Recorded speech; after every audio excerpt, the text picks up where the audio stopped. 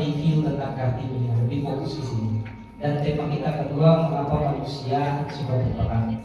Dua tema yang sangat kontradiktif karena perang itu sesuatu yang sangat ditentang oleh Kartini dalam bukunya.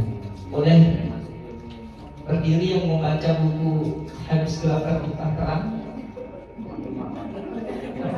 Tidak ada. Ya, kenapa? Saya sangat yakin tidak ada. Karena banyak sekali yang salah tafsir tentang buku Habis Gelap Terbitlah Terang. Orang mengira Kartini yang menulis buku itu, padahal bukan Kartini. Yang menulis Adolf Brenner namanya. Dia adalah Menteri Kebudayaan di era Hindia Belanda. Buku ini diterbitkan tahun 1911. Pertama diterbitkan di Belanda. Ya, jadi buku ini adalah kumpulan surat-surat atau tulisan pena Kartini kepada sahabat-sahabatnya di Eropa, terutama di Belanda. Karena apa? Kartini ini anak bupati yang di pinggir.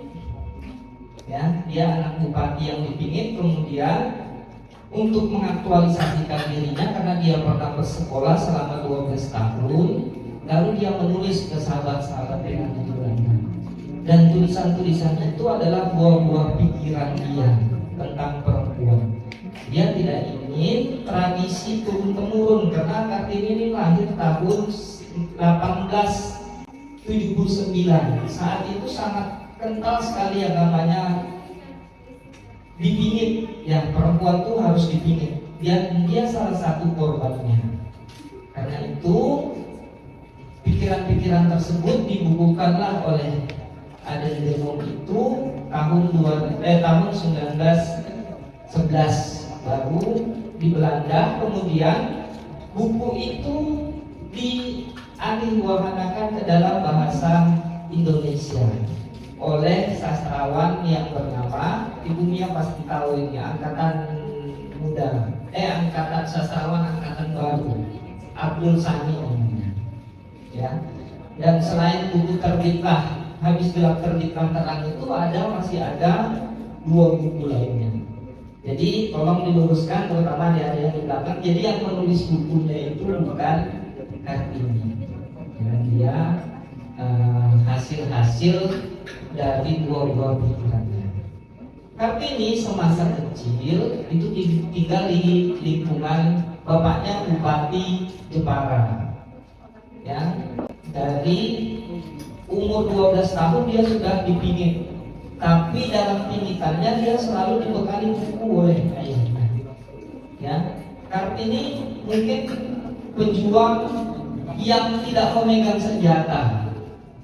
Ya, tapi buah-buah pikirannya justru menjadi pemantik, menjadi trigger di mana perempuan harus melakukan perlawanan terhadap tradisi-tradisi yang kolot dan bangkit dari pendidikan. Betul sekali, salah satu perjuangan Kartini adalah bagaimana ibu-ibu Indonesia itu menjadi pintar. Karena zaman dulu itu tidak ada orang yang sekolah kecuali keturunan bangsawan. Maka Kartini membuka sekolah, membuka padepokan untuk mengajari anak-anak sekolah. Nah, kemudian kita sedikit, tidak apa-apa ya, sedikit berbagi sejarah Kartini. Kenapa kita sampai hari ini memperingati Kartini? Kartini itu ditetapkan sebagai pahlawan nasional baru pada tahun 1961. Jauh banget setelah dia meninggal. Ya, termasuk bukunya setelah dia meninggal baru ditulis. Jadi bukan dia penulisnya. Oleh Presiden Soekarno ditetapkan sebagai pahlawan.